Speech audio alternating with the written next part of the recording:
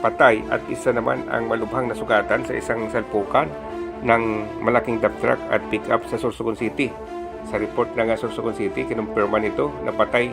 Ang mga patay ay kinala sina Julius Del Aire Herrera, 41 years old, residentes ng San Juan, Roro, Sorsogon City; Dennis Oliver Labayo Hanaban, 31 years old, residentes ng Tugos, Sorsogon City; at isang nagangalang Jonathan Murillo Jenner, 41 years old, residentes ng OLV, Barangay Bibingkahan, Sorsogon City.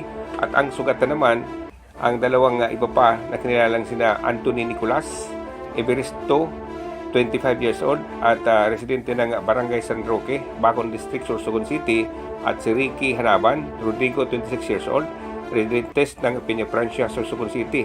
At lahat ng mga empleyado ng DPWH Sorsogon na nangyaring vehicular accident sa pagitan ng isang pick-up at isang dump truck alas 11:30 nitong Lunes, Marso 18, 2024 sa Diversion Road, sakop ng Sitio Baribag, Barangay Bingkahan, Sorsogon City. Sa impormasyon, magkabilang linya ang mga sasakyan kung saan galing sa Barangay Bibingkahan, Sorsogon City at papunta sana sa Barangay Kabidan, Sorsogon. Ang dump truck na pinagmamaneho ng isang Alex Labayo, 18, 42 years old, at residentes ng Barangay Macabug, Sorsogon City, habang ang pick-up ay pigmamaneho naman ni Julius Herrera ay galing sa Barangay Balugo, Sorsogon City na papunta sana sa Gihalahon, Sorsogon City. Pagdating sa pakurbanang lugar, nadulas ang pick-up at napunta ito sa linya ng dump truck at tuluyan ng nasagasaan, kung kaya't patay ang tatlo, samantalang isa naman ang naitakbo sa ospital. Yan ang ulat para sa Bunyog Kabikulan. Ako si Kabunyog Ernie Marfil.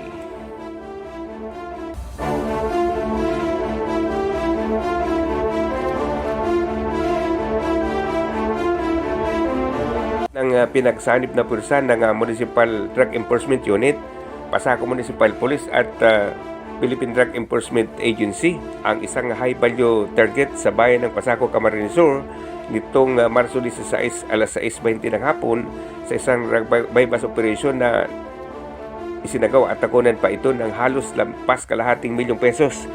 Ang suspect ay kinalala sa tawag na Amang, 46 years old, ang Calawag, Quezon. Ito'y matapos magpanggap ang isang PNP na posture buyer at nabilhan ang nasabi ng suspect.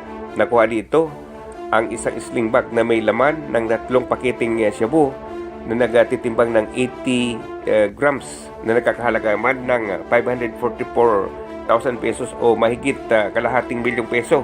Ang nasabi ng suspect ay hawak na ngayon ng mga pulis sa nasabi ng bayan ng Pasacao at may kinakaharap ng kaso sa korte na ipinag-isampa sa kanya dahil sa pagtutulak ng droga sa nasabi ng bayan ng Pasacao, Camarines Sur. Yan naman ang ulat sa Bunyog Kabikulan. Ako si Kabunyog Ernie Marfil.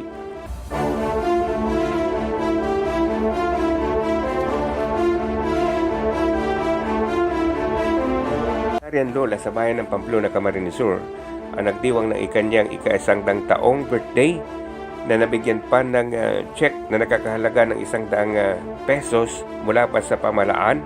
Ang nasabing maswerteng lola ay si Lola Lydia Flores ng Barangay Poblacion, Pamplona, Camarines Sur na nagdiwang ng kanyang kaarawan na binisita pa ng alkalde at nakatanggap ng 100,000 premyo. Mismo si Mayor Dennis Imperial ng nasabing bayan ang nag-abot ng gift check kasama na ang certificate mula pa sa DSWD na iginawad sa lola na nagpapatunay na umabot ito sa centenarian age. Ayon kay Mayor Imperial, ikinagagalak niya na makasama sa birthday celebration at mabigyan award ang nasabing lola. Sa pag-uusap ng dalawa, na sinabi ng alkalde na ipagdarasal niya na sana ay umabot pa sa 100 taon lampas ang nasabi ng lola at magdiwang pa ito ng mga kaarawan. Yan naman ang ulat para sa Bunyog Kabikulan. Ako si Kabunyog Ernie Marfil. Bunyog, bunyog, halikan na kasama ka. Bunyog, kapag buklod ay may pag-asa. Luzon, Visayas, Mindanao, isa ang pananaw. Sa bagong Pilipinas ang bunyog isisigaw. Bunyog.